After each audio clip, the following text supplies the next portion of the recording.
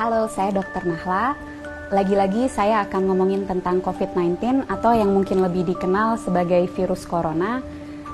Mudah-mudahan belum pada bosan dan jangan sampai bosan dulu karena banyak sekali informasi sekarang yang beredar, belum tentu betul, masih banyak hoax-hoax yang harus dibasmi, dan bagi teman-teman yang bisa mendapatkan banyak informasi, semoga dapat juga meneruskan informasi ini karena apa yang kita lakukan harus kita mulai dari diri kita sendiri dan kita ajak teman-teman di sekitar kita untuk melakukan hal yang sama.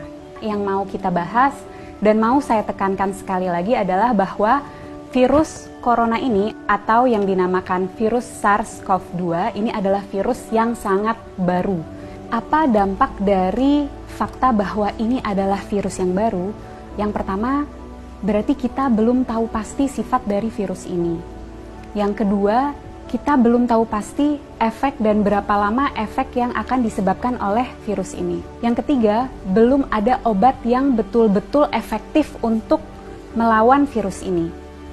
Yang keempat, belum ada vaksin yang bisa mencegah seseorang untuk tidak terinfeksi virus ini. Jadi itu yang teman-teman harus selalu ingat. Informasi ini bukan untuk membuat teman-teman panik, tapi untuk membuat teman-teman lebih waspada bahwa memang apa yang sedang kita hadapi ini betul-betul nyata. Dan bersama-sama kita bisa mencegah penularan virus ini lebih luas. Secara umum ketika virus masuk ke dalam tubuh kita, gejala yang ditimbulkan itu mirip-mirip.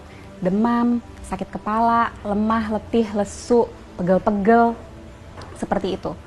Bagaimana dengan virus yang masuk spesifik langsung ke infeksi saluran pernafasan? Ada pilek, hidung meler, hidung tersumbat, nyeri tenggorokan, batuk, sesak nafas, nyeri dada. Gimana dengan virus SARS-CoV-2 atau virus corona? Gejalanya sangat bervariasi. Jadi gejala-gejala yang tadi saya sebutkan itu bisa ada pada orang yang terinfeksi virus ini. Dan juga jumlah gejala yang timbul itu juga bervariasi. Apa sih yang menyebabkan gejala ini sangat bervariasi? Daya tahan tubuh masing-masing orang. Jadi kalau kita nih yang sebagai anak muda, sehat, nggak ada penyakit, daya tahan tubuhnya baik, kemungkinan gejala yang kita alami ketika kita terinfeksi virus ini sangat ringan atau bahkan sama sekali tidak ada gejalanya. Sekali lagi saya tekankan, orang dengan daya tahan tubuh yang baik itu bisa tidak ada gejalanya walaupun virusnya sudah ada di dalam tubuh kita. Dan orang dengan daya tahan tubuh yang baik, dia mampu menyembuhkan dirinya sendiri karena pada dasarnya virus itu memang self-limited disease. Jadi daya tahan tubuh kita sendiri bisa membasmi virus itu. Bagaimana dengan orang-orang dengan daya tahan tubuh rendah? Tentunya akan dapat mengalami gejala yang lebih berat, bisa sampai sesak nafas, bahkan bisa sampai menyebabkan kematian. Siapa saja sih orang-orang yang kita tahu daya tahan tubuhnya rendah? Yang pertama, orang tua yang usianya di atas 60 tahun.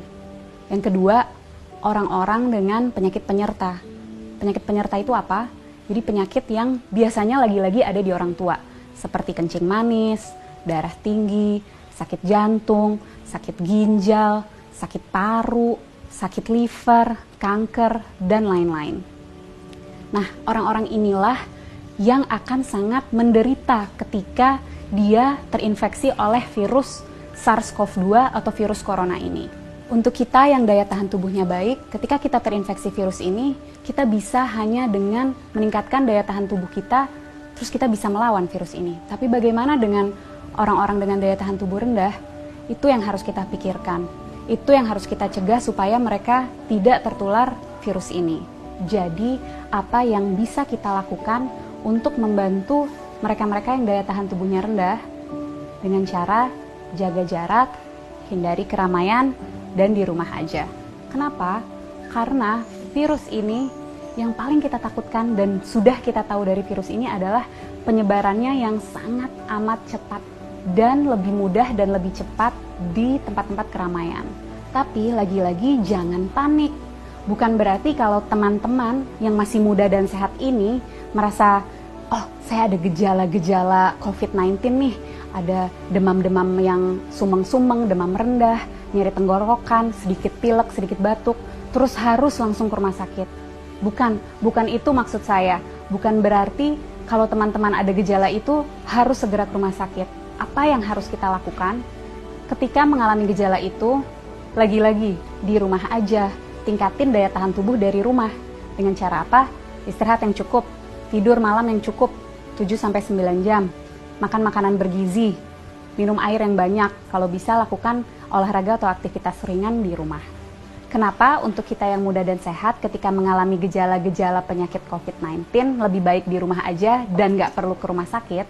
Karena kita mau memastikan bahwa rumah sakit itu tetap tersedia untuk mereka yang betul-betul membutuhkan.